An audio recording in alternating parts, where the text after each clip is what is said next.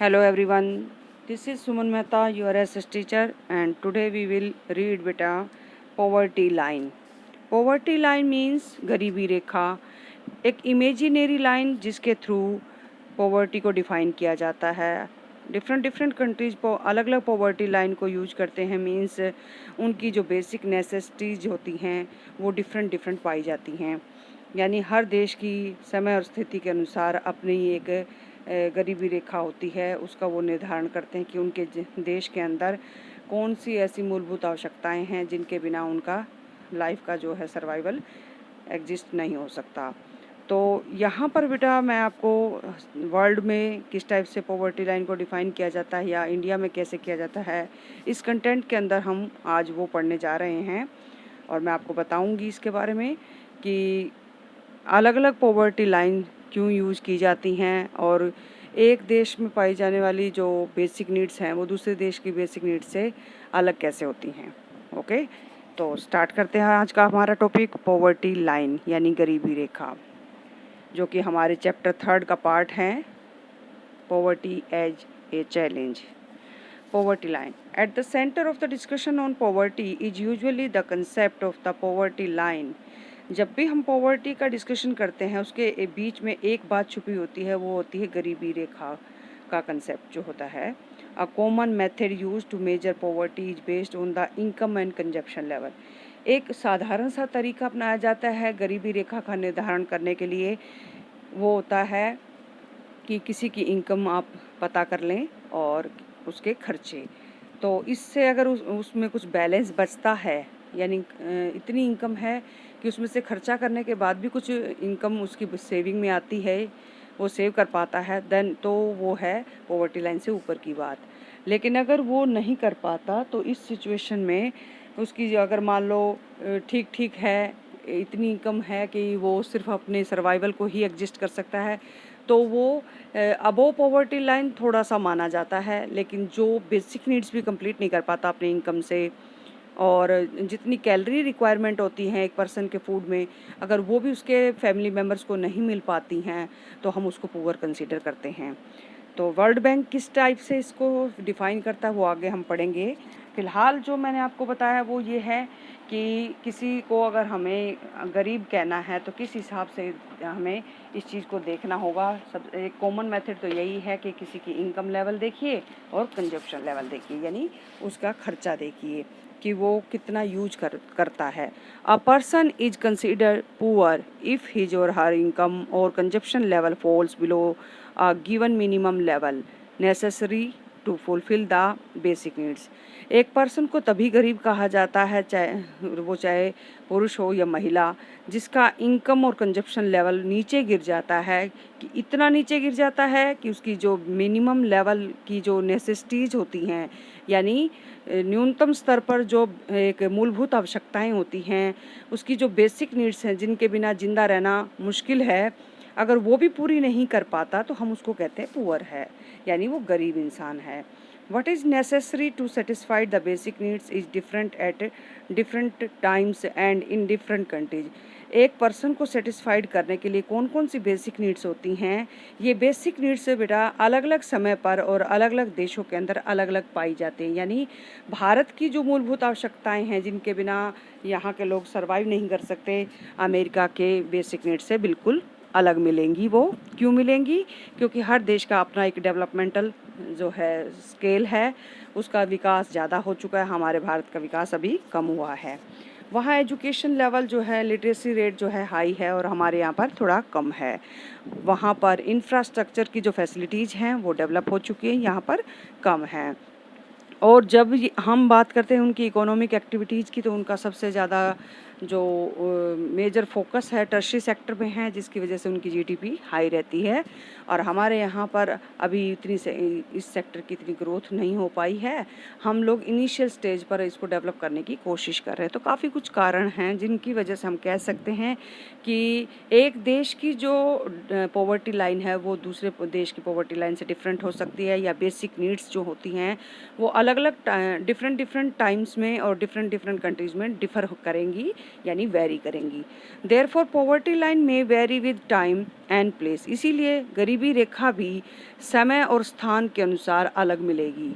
ये बेटा एक इम्पोर्टेंट क्वेश्चन है, इस टाइप की लाइन डालकर आपसे इसके आंसर पूछा जा सकता है। तो आपको ये बताना होगा कि डिफरेंट कंट्रीज़ की डिफरेंट टाइम्स में नीड्स अलग अलग रहती हैं, उनकी बेसिक नीड्स अलग रहती हैं, उनका डेवलपमेंट का जो स्केल होता है वो डिफ़र करता है, और काफ़ी कुछ जो वो पॉइंट मैंने आपको बताए वो भी आप लिख सकते हैं। और इसके साथ साथ बेटा आप यहाँ पर इसका एग्जाम्पल भी सेट कर सकते हैं। Each country uses an imaginary line that is considered appropriate for its existing level of development. उस देश के विकास का स्तर क्या है, मौजूदा विकास का स्तर क्या है, उसके ऊपर डिपेंड करेगा किसी देश की इमेजिनरी लाइन, पॉवर्टी लाइन किस टाइप से डिसाइड की गई है। It's accepted minimum social norms, और उसका जो है निम्नतम सामाजिक नियम कैसे हैं, यानी उस देश का समाज कितना विकसित है, इस पर भी डिपेंड करेगा। For example, a person not having a car in the United states में बी कंसिडर्ड पुअर। उदाहरण के तौर पर हम मान लेते हैं कि एक पर्सन जो कि हम यूनाइटेड स्टेट्स का जो है सिटीज़न है, अगर उसको गरीब माना जा सकता है अगर उसके पास कार नहीं है, जबकि इंडिया में किसी पर्सन के पास कार होना एक लग्जरी आइटम मानी जाती है, यानी उसकी रिचनेस को शो करती है, यानी वो प्रोस्पेरस है। तो यहाँ पर आप ये देख पा रहे हैं कि कितना एक एग्जाम्पल के थ्रू ही ये चीज़ क्लियर हो रही है कि हर देश की अपनी अपनी बेसिक नीड्स होती हैं, जिनके बिना एक इंसान अपनी लाइफ की जो है इमेजिनेशन करना नहीं चाहता। ठीक है, समझ आ गया बेटा आपको यहाँ तक। उसके बाद बेटा, while determining the poverty line in India, a minimum level of food requirement, clothing, footwear, fuel and light, education and medical requirement. हमारे देश की मिनिमम रिक्वायरमेंट्स क्या हैं, ये एक और 1 मार्क का क्वेश्चन बन गया है आपका यहाँ पे, कि भारत देश के अंदर निम्नतम स्तर की आवश्यकताएं कौन सी हैं जो पूरी होनी चाहिए अगर हम चाहते हैं कि हम अपने आप को पुअर ना कहें। तो वो हैं फूड रिक्वायरमेंट, यानी हमारी जितनी कैलोरी रिक्वायरमेंट है हमारी फैमिली की वो सब पूरी होती हों, हमें टाइम पर कपड़े पहनने को मिलते हों, यानी इतने कपड़े हम खरीद सकने की हमारी क्षमता हो। फुटवियर पहनने यानी पैरों में पहनने के लिए जूते चप्पल जब भी हमें ज़रूरत हो तो वो मिल जाए आराम से। फ्यूल, घर में चूल्हा जलाने के लिए ईंधन होना चाहिए। लाइट या रोशनी का प्रबंध होना चाहिए। हमारे बच्चों की एजुकेशन की फैसिलिटीज़ होनी चाहिए, और जब भी हमारे घर के फैमिली मेम्बर के जो बीमार हों तो उन्हें मेडिकल जो फैसिलिटीज़ हैं वो टाइम पर मिल जाएं। तो ये हैं हमारे जो मिनिमम रिक्वायरमेंट, जिनके बिना सब्सिस्टेंस हम जो है इमेजिन नहीं कर पा रहे हैं। These physical quantities are multiplied by their prices in rupees। ये जो सारी चीज़ें हैं इनको हम मल्टीप्लाई करते हैं इनके प्राइसेस को रुपीज़ के अंदर, और उसका एक मिनिमम हम वो निकाल लेते हैं कि कितना खर्चा एक पर्सन के पास होना चाहिए। The present formula for food requirement, अगर हम खाने की बात करें कि हमारे भोजन की आवश्यकता कैलोरी के हिसाब से कितनी होनी चाहिए, किस पर्सन को कितना मिलना चाहिए, तो एस्टिमेट किया जाता है कि पॉवर्टी लाइन पूरी तरह से डिजायर्ड कैलोरी रिक्वायरमेंट के ऊपर बेस्ड है। Food items such as cereals, pulses, vegetables, milk, oil, sugar etcetera together provide these needed calories.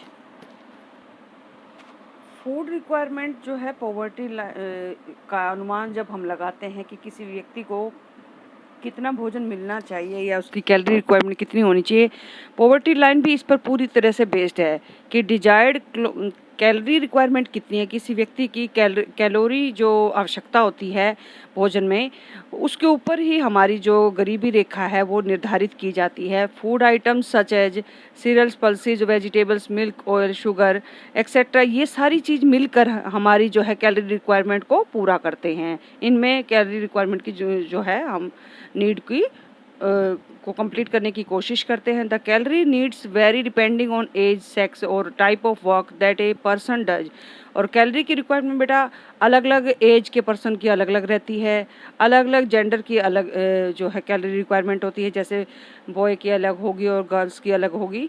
और टाइप्स ऑफ वर्क यानी काम का जो फिजिकल वर्क है या मेंटल वर्क है उसके हिसाब से, या फिर जो है हार्ड लेबर करना पड़ रहा है, उस पर डिपेंड करता है। कैलोरी रिक्वायरमेंट हर पर्सन की डिफर यहाँ पर देखने को मिलेगी। The accepted average calorie requirement in India is 2400 calories per person per day in rural areas and 2100 calories पर person per day in urban area. बेटा इस लाइन को आप अंडरलाइन कीजिए। गांव में प्रति व्यक्ति जो कैलोरी रिक्वायरमेंट है वो है 2400 कैलोरी, और यहाँ पर शहरों के अंदर जो पर्सन रहते हैं उनकी कैलोरी रिक्वायरमेंट रहेगी 2100, यानी 2100 कैलोरीज का जो फूड है उसे मिलना चाहिए पर डे के हिसाब से।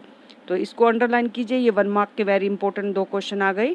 Since people living in rural areas engage themselves in more physical work, क्योंकि गांव के लोग ज़्यादा परिश्रम करते हैं या शारीरिक श्रम ज़्यादा करते हैं, इसलिए उनकी कैलोरी रिक्वायरमेंट जो है शहरों के में रहने वाले लोगों की बजाय ज़्यादा होती है। यहाँ पर इस लाइन में ये दिया गया है।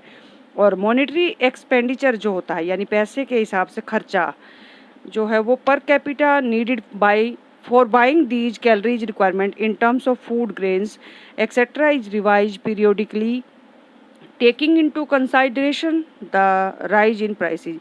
ये जो कैलोरी रिक्वायरमेंट के ऊपर जो खर्चा किया जाता है बेटा, ये टाइम टू टाइम, यानी स्पेशली खाने का अनाज या और बाकी जो हमारी बेसिक नीड्स है उनको कंप्लीट करने के लिए जो खर्चा होता है बेटा, वो पीरियोडिकली जो है चेंज होता रहता है according to the rate of the things. यानी जब चीज़ों के रेट बढ़ जाते हैं तो ये खर्चा भी बढ़ जाता है, और हम उसको फिर इसमें देखेंगे कि वो पॉवर्टी लाइन में आते हैं पर्सन या नहीं आते। On the basis of these calculations, ये जो हमने गणना की इसके आधार पर for the year 2011-12 the poverty line for a person was fixed at ₹816 per month for the rural areas. तो इसके आधार पर ये कहा गया कि गांव का जो व्यक्ति है अगर वो 816 रुपये पर हर महीने कमाता है और 1000 रुपीज़ फॉर अर्बन एरियाज, और अगर वो शहर का व्यक्ति 1000 रुपये कमाता है, तो इसको हम मानते हैं कि वो जो है इतना होना चाहिए। अगर इससे कम है तो हम उसको अंडर पॉवर्टी लाइन कंसीडर करेंगे।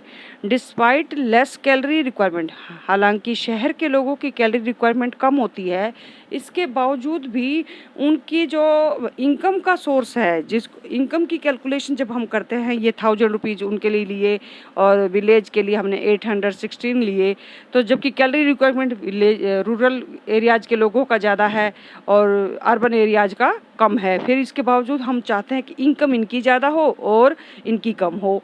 तो ऐसा क्यों है? क्योंकि बेटा ये जो होता है अर्बन एरियाज में हर चीज़ महंगी मिलती है, higher prices of essential products in urban centres.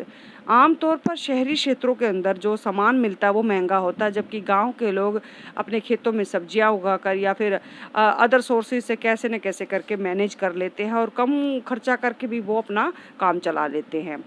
In this way, in the year 2011-12, a family of 5 members living in rural areas and earning less than about ₹4080 per month will be below the poverty line। देखिए 4080 रुपये गाँव के क्षेत्र में कमाने वाला एक परिवार जिसमें 5 सदस्य हैं, उसको भी हम गरीबी रेखा से नीचे मानेंगे।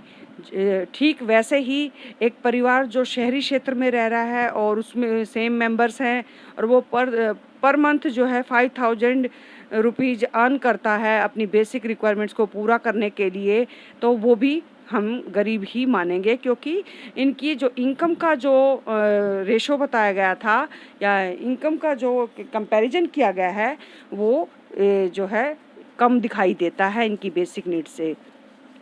The poverty line is estimated periodically, ये जो पॉवर्टी लाइन है पीरियोडिकली मेजर की जाती है, यानी हर 5 साल बाद गरीबी रेखा का निर्धारण किया जाता है। और किसके द्वारा ये निर्धारण किया जाता है? ये करवाया जाता है सैंपल सर्वे करवाकर, यानी यहाँ पर सर्वेक्षण करवाए जाते हैं, गांव-गांव शहर-शहर घूमकर जो है कुछ पर्सन से सर्वे करते हैं। सर्वे मीन्स सर्वेक्षण करना, जांच पड़ताल करना जाकर, और ये जो सर्वेक्षण होते हैं या सैंपल लिए जाते हैं या सर्वे करवाए जाते हैं, ये हमारी एक एजेंसी है National Sample Survey Organisation. Very important line, 1 mark का वेरी इंपॉर्टेंट क्वेश्चन है यहाँ पर। तो इसके थ्रू करवाए जाते हैं और यही जो है अपना जो कैलकुलेशन है करके गवर्नमेंट को देती है। However, for making comparisons between developing countries, many international organizations like the World Bank use a uniform standard for the poverty line. हालांकि अगर हम अंतर्राष्ट्रीय स्तर पर सभी देशों की तुलना करें तो वर्ल्ड बैंक एक जो है एक जैसा स्टैंडर्ड यूज करता है सभी देशों की पॉवर्टी लाइन को मेजर करने के लिए. Minimum availability of the equivalent of $1.90 पर पर्सन पर डे 2011 PPP.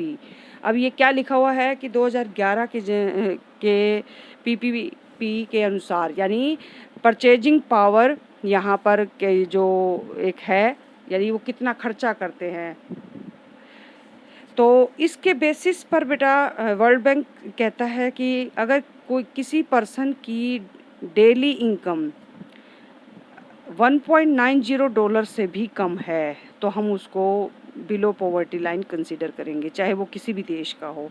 यानी ये एक इंटरनेशनल लेवल पर सर्वे करके और वर्ल्ड बैंक ने क्राइटेरिया सेट कर रखा है कि अगर इतना भी नहीं कमा पाते तो वो गरीब है.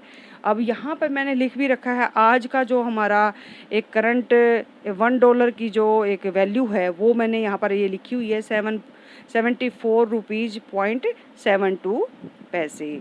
तो ये है पर डॉलर के हिसाब से इसकी वैल्यू जो हमारा इंडियन रूपी है उसकी. Let us discuss the following. Why do different countries use different poverty line. अलग अलग देश अलग अलग पॉवर्टी लाइन यूज क्यों करते हैं? क्योंकि सबकी अलग अलग बेसिक नीड्स होती हैं. सबका डेवलपमेंटल जो ये स्टैंडर्ड है वो भी अलग होता है. इंफ्रा की जो फैसिलिटीज़ होती है वो अलग होती हैं.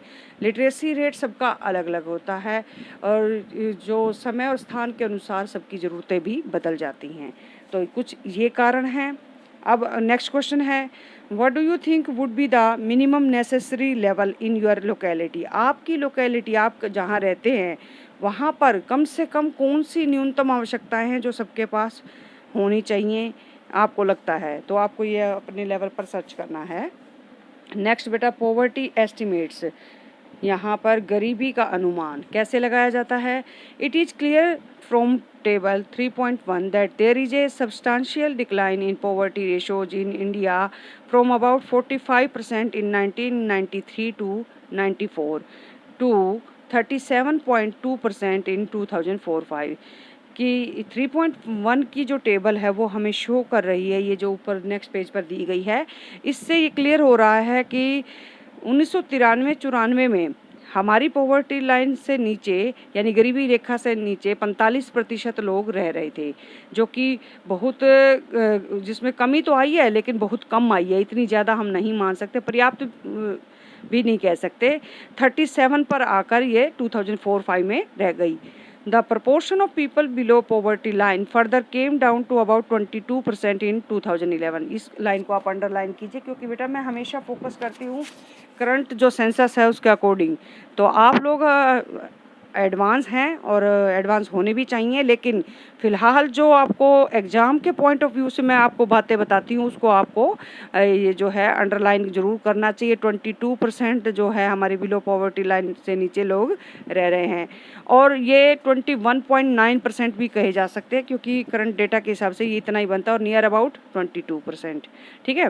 पीपल बिलो पॉवर्टी लाइन में come down to less than 20% in the next few years. ये अनुमान लगाया जा रहा है कि हमारी जो पॉवर्टी लाइन है इससे नीचे रहने वाले जो लोग हैं यानी गरीबी रेखा में से नीचे जीवन यापन करने वाले जो लोग हैं वो आने वाले कुछ सालों में 20% रह जाएंगे, यानी 20% रह जाएंगे, ऐसा अनुमान लगाया गया है. Although the percentage of people living under poverty declined in the earlier 2 decades, हालांकि 1973 से लेकर 93 के बीच में हमारे गरीबी रेखा से नीचे जीवन जीने वाले लोगों की संख्या में तो कमी आई है, लेकिन ये number of people decline from 407 million in 2004-05 to 270 million in 2011-12 with an average annual decline of 2.2% points during 2004-05 to 2011-12. संख्या में कमी आई है और इसकी हिसाब से अगर हम बात करें तो 2004-05 में क्या था, 407 मिलियन या यहाँ पर जो लोग थे वो अब घटकर 2011-12 में 270 मिलियन रह गए।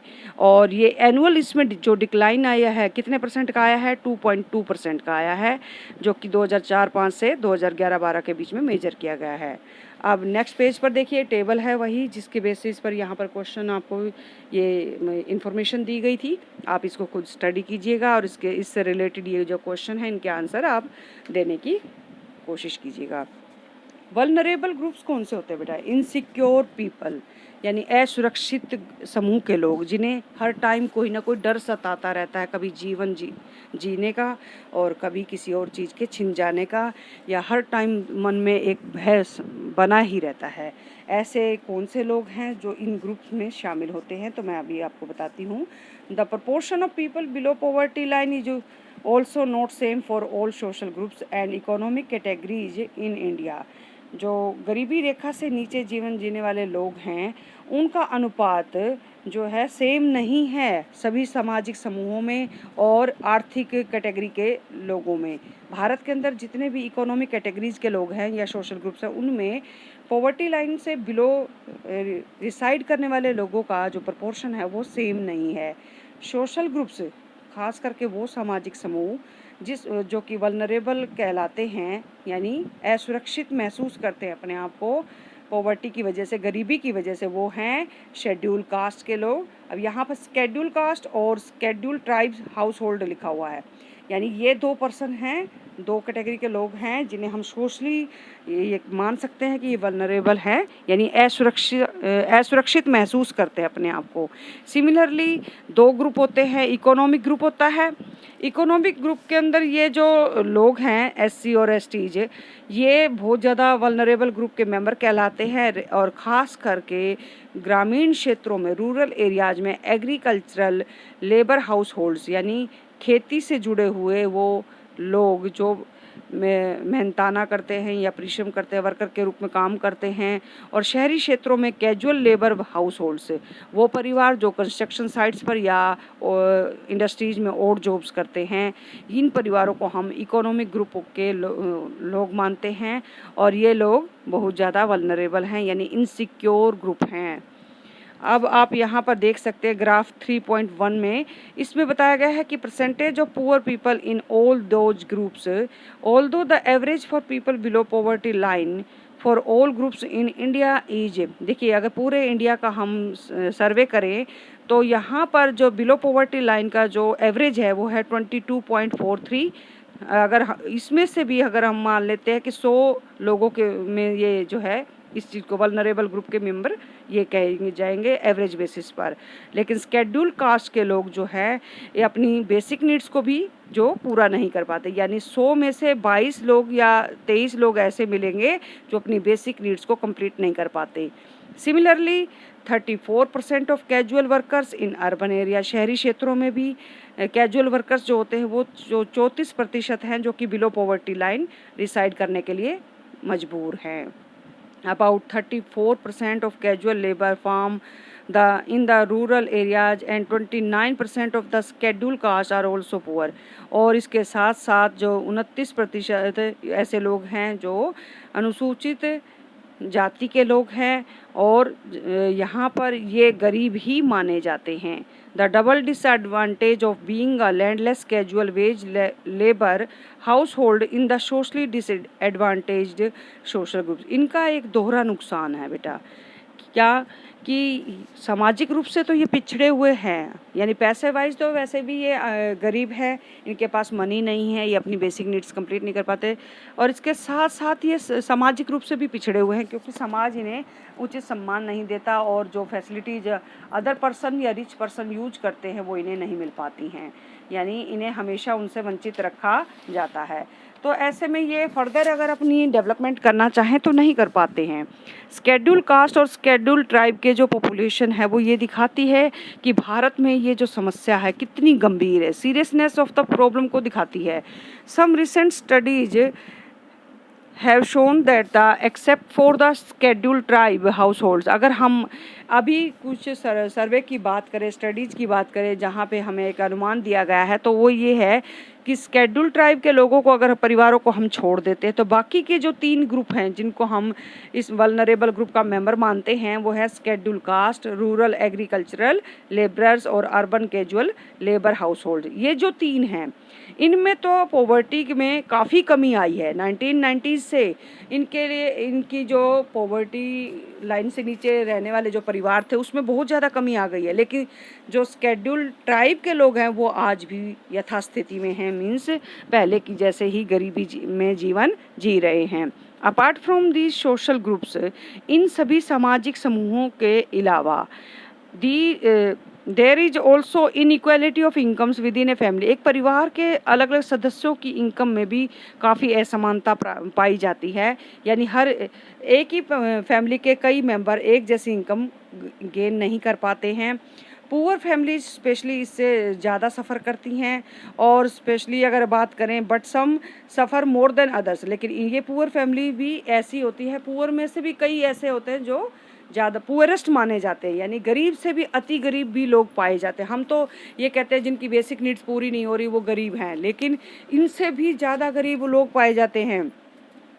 इन some cases women, elderly people, female infants are denied equal access to resources available to the family. परिवार के अंदर जो संसाधन दूसरे व्यक्तियों को अपनी डेवलपमेंट करने के लिए मिलते हैं, अपनी ग्रोथ के लिए मिलते हैं, वो सारी फैसिलिटीज़ कई परिवारों में औरतों को नहीं मिल पाती, या बड़े बुजुर्गों को नहीं मिल पाती, या फिर कन्याओं को नहीं मिल पाती। ये जो छोटी बच्चियां होती हैं उन्हें वो सेम अपॉर्चुनिटीज़ नहीं मिल पाती जो मेल चाइल्ड को मिलती हैं।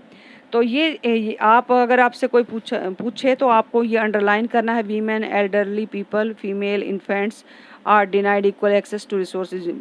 गरीब से भी अति गरीब किसे कहा जाता है, क्योंकि इनके पास इनकम का अपना सोर्स तो कोई होता नहीं है, ये डिपेंड होते हैं, और कोई इन्हें फैसिलिटी देगा तो ये यूज करेंगे। तो ऐसे में इन्हें पुअरेस्ट ऑफ द पुअर भी कहा जाता है। स्टोरी ऑफ शिव रमन, आप इस स्टोरी को पढ़िएगा बेटा। ये ऐसा कोई मुश्किल वाली बात नहीं है कि आप नहीं पढ़ सकते। इसको पढ़ने के बाद आप इन क्वेश्चन के आंसर से यहाँ पर पेंसिल से राइट डाउन कर लीजिएगा, ताकि जब मैं आपसे क्वेश्चन करूँ तो आप इसके आंसर दे सकें। आई थिंक आपको चैप्टर समझ आ रहा होगा। अब मैं आपको आगे इंटरस्टेट डिस्पैरिटीज समझाने जा रही हूँ, यानी अंतर्राज्यीय जो असमानताएं पाई जाती हैं। हर स्टेट का विकास जो है दूसरे स्टेट के विकास से अलग होता है, यानी कोई स्टेट तो ज़्यादा डेवलप है और कोई पिछड़ चुका है। तो वो कैसे है? Poverty in India also has another aspect of और डायमेंशन। भारत में गरीबी का एक दूसरा रूप भी देखने को मिलता है, और भी इसके एस्पेक्ट देखने को मिलते हैं। The proportion of poor people is not the same in every state. Her state के अंदर, हर राज्य के अंदर गरीबों की संख्या एक समान नहीं है। Although state level poverty has witnessed a secular decline from the levels of early 70s। हालांकि 1970 से ही अलग अलग राज्यों की गरीबी में काफ़ी कुछ अंतर आया है और कमी आई है, लेकिन इसके बावजूद भी आज कई स्टेट डेवलप कर चुके हैं और कई state under poverty line reside करने के लिए मजबूर है। The success rate of reducing poverty varies from state to state. और हर राज्य की दूसरे राज्य से जो गरीबी को कम करने की जो प्रोसेस है वो उसकी जो सफलता का जो रेट है वो अलग अलग मिलेगा। Recent estimate show while the all India head count ratio HCR was 21.9% to 2011-12. States like Madhya Pradesh, Assam, Uttar Pradesh, Bihar and Odisha had above all India poverty line. अगर 2011-12 के अनुसार हम एक जो हमारा ऑर्गेनाइजेशन है हेड काउंट रेशो, इसके through जब हम देखते हैं कि कितने लोग रह रहे हैं पॉवर्टी लाइन के नीचे, तो 21.9% लोग आज भी गरीबी रेखा से नीचे जीवन जी रहे हैं। और इस जो सबसे ज़्यादा जो इसमें पर्सन हैं वो जो पिछड़े हुए हैं वो किस राज्य के हैं? मध्य प्रदेश के हैं। आसाम, उत्तर प्रदेश, बिहार और उड़ीसा को हम जो है पॉवर्टी लेवल में नीचे सबसे नीचे पाते हैं, यानी इनके यहाँ पर गरीबी बहुत ज़्यादा पाई जाती है। क्यों पाई जाती है? एक तो पॉपुलेशन नो डाउट सबसे ज़्यादा है ही इस side.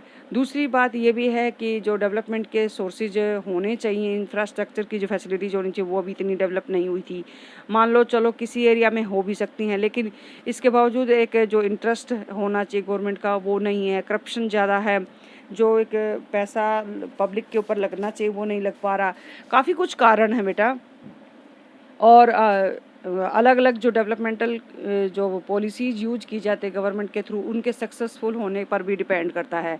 As the graph 3.2 shows, Bihar and Odisha continues to be the two poorest states with the poverty ratio of 33.7 and 32.6% respectively. Bihar और उड़ीसा सबसे गरीब राज्यों में गिने जाते हैं, माने जाते हैं, क्योंकि इनका पॉवर्टी रेशो यानी गरीबी का अनुपात जो है 33.7 और 32.6% है क्रमानुसार। अलोंग विद रूरल पॉवर्टी, ग्रामीण इलाकों में जो गरीबी पाई जाती है उसके साथ शहरी क्षेत्रों में भी यहाँ पर ओडिशा के अंदर तो गांव, ना केवल गांव के लोग गरीब हैं बल्कि शहरों के लोग भी गरीब हैं। ओडिशा स्टेट के अंदर, मध्य प्रदेश के अंदर, बिहार और उत्तर प्रदेश के अंदर एक अजीब सी बात ये देखने को मिलती है। हालांकि कहा यह जाता है कि शहरी क्षेत्रों में रहने वाले लोग मतलब अगर हम कंपैरिजन करें ग्रामीण क्षेत्रों से तो यहाँ पर जो है गरीब कम रहते हैं, लेकिन इन राज्यों में तो शहरी क्षेत्रों के लोग भी गरीब दिखाई देते हैं।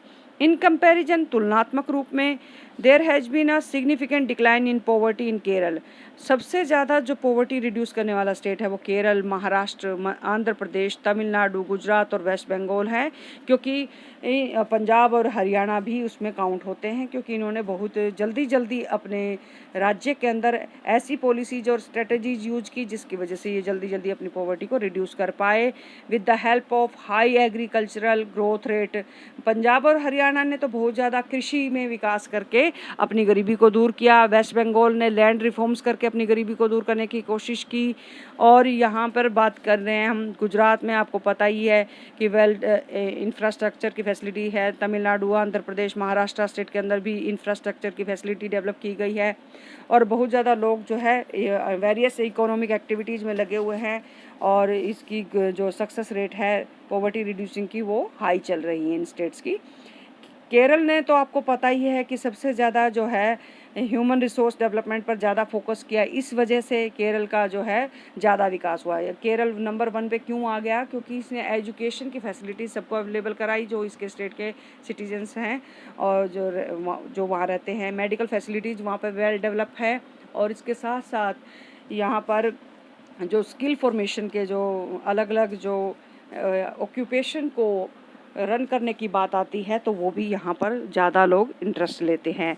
तो आप इसको अंडरलाइन कर सकते हैं केरल वाले को और यहाँ पर बिहार और उड़ीसा को। और ये 5 मार्क्स का एक इम्पोर्टेंट क्वेश्चन बनेगा कि interstate disparities regarding poverty reduction के बारे में आप क्या जानते हो या इसके बारे में कोई नोट लिखे। तो आप इसमें से ये सारी बातें जो मेजर थिंग्स हैं ये डाली जा सकती हैं, यानी 5 मार्क्स की लेंथ के अनुसार इसको बनाया जा सकता है। आंध्र प्रदेश और तमिलनाडु ने public distribution of food grain को डेवलप करके यानी पीडीएस सिस्टम को स्ट्रॉन्ग करके अपने यहाँ से जल्दी गरीबी दूर की और अपने जो पर्सन हैं वो जो वहाँ रहते हैं उनकी इम्प्रूवमेंट के लिए काम किया। तो देखिए राज्य सरकारें भी अपने स्तर पर जो है कोशिश कर रही हैं गरीबी को दूर करने की और उसमें केंद्रीय सरकार तो जुड़ी हुई है। तो आज हमने पढ़ा भारत के अलग अलग राज्यों के बारे में। अब नेक्स्ट वीडियो में मैं आपको ग्लोबल पॉवर्टी सिनेरियो और गवर्नमेंट के थ्रू कौन कौन सी स्ट्रेटजीज यूज की गई हैं पॉवर्टी रिडक्शन के लिए, कौन कौन से प्रोग्राम लॉन्च किए गए हैं, प्रोजेक्ट शुरू किए गए हैं, वो डिस्क्राइब करूंगी और इसके साथ